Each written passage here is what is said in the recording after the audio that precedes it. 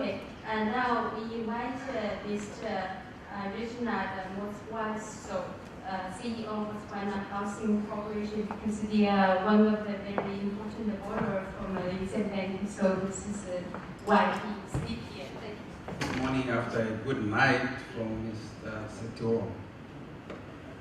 But I'll do my best. I thought of speaking from my seat over there. Then I thought perhaps if I could stand up, there will be a little more attention than before. And the other thing is, after realizing the investment of China into Africa, first I thought, after retiring from BHC, maybe I could go into either construction or go into property development myself. And now I realize with such competition, maybe it's not the right thing to do. And perhaps I should just stick to the line of African business, where after your hair goes gray, you become closer to the book, the oldest book in the world. And maybe standing behind a pulpit like this could be good practice for me, as there is definitely a budding business out there in terms of being a man of the book. Now I'm going to share with you Botswana Housing Corporation's experience and the encounter we had with Chinese investment in the housing space. And I am going to tell it like it is. And I checked whether, in fact, even with my chairman and the lady who was helping us put together to say, how diplomatic should we be at this, as we talk about this? And I resisted for my paper to be changed. I'm saying this out of the outset so that maybe I can grab your attention, hoping that now that's where he's going to nail it. And if I don't, at the end of the day, all the same, I would have captured your interest, at least for the time I'm standing up here. I do realize as well that from Dr. Zhou, he showed some statistics about what they are doing, and the houses beginning 2004-5 coming forward. Unfortunately for me, we did some business with the Chinese up to 2004-5. I realized that what he talked much about is exactly where we ended. And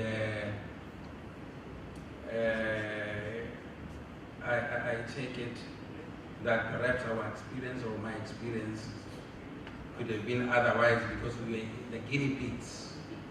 The experiment was on us or through us. Nevertheless, now how do we finance our housing? From time to time we build houses and sell them outright and get the money to roll into new stocks going forward. We do borrow from the open market. We pre-sell some of our developments. Pre-selling is where you buy off plan and you pay before we even build your house, so that by the time we give you the keys, you've paid and we are on to the next house and so on. We have a threshold of rental stock. We have done our business model such that all of our operational costs would be paid for from the rental stock. So the leasing income is enough to run everything other than development projects.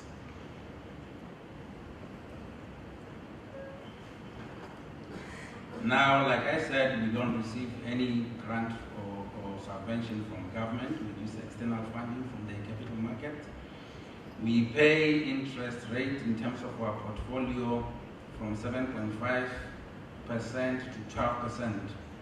And most of these are fixed loans that we took some years back. The most recent loans in the market are less than 5%. So these are the old loans, including the Chinese loans.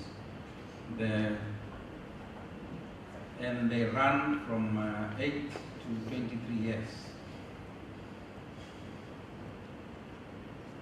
We've gone to the market to register bonds, and they have interest rates. The floating bond is 5.88%. That is just 1.7% above what we call BOPC rate, which is Bank of Botswana certificates, 91-day certificates. And currently, those BOPCs are 4.18%, and the fixed bond there is 10.1%. We registered this bond about 4 years back, and then the interest rate was quite high, and the inflation was around 14%, but we have now inflation which is around between 6 and 6.4, somewhere there, 6%.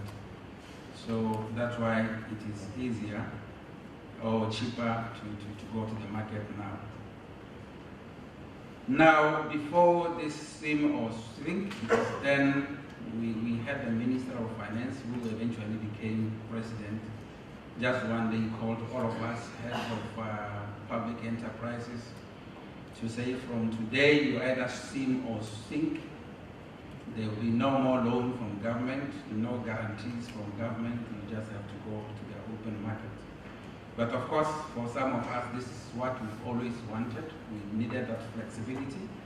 We needed that buoyancy so that we can run with the reality on the market, and some creativity that had to come along that lines. So,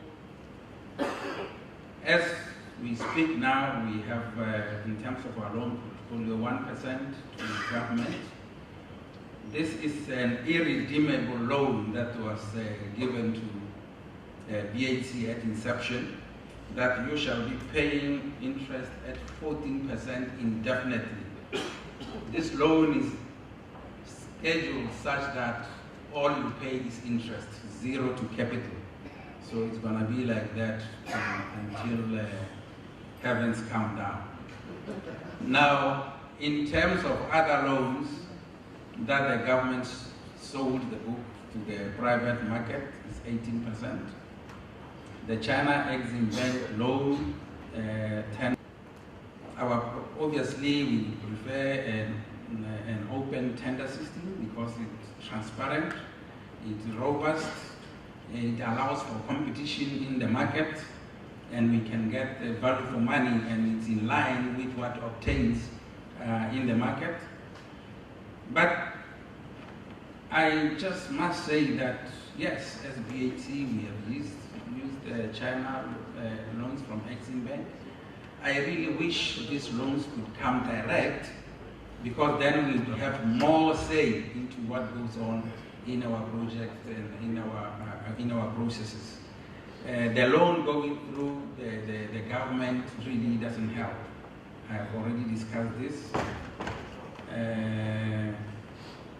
And with regard to the rest, it's really up to you, because the workmanship and so on, you have really to be on site. You really have to have your inspectors. That one, there is a way around it, because the Chinese are real hard workers. They don't work from 7:30 to 5. If there is work, they will put on their lights and go to work. Now, this means that your inspectors, your engineers, and all that should be willing to work around those time frames. If it means waking up in the middle of the night to check what they are doing, you should do. Because there are projects elsewhere, not BAT, but in government entities, where you see a pipeline going at 6th floor, you go down, there's another pipe coming out, and there's nothing in the middle. But obviously, this is not just the Chinese, but any other contractor will take advantage of you if you don't know what you are doing. So in short, there is a great opportunity for doing business with China. Definitely they mean well, but obviously in the middle of those who intend doing things and the buyer, there are other players in the middle. And you as the buyer at the end of the day, you better take care of your side of the bargain. So in short, this is nothing, I'm just sharing the experience with China, Chinese loans. This could be the same experience with any other loan. So no free lunch at all. Concessionary loan or otherwise is what you make out of it. Thank you very much.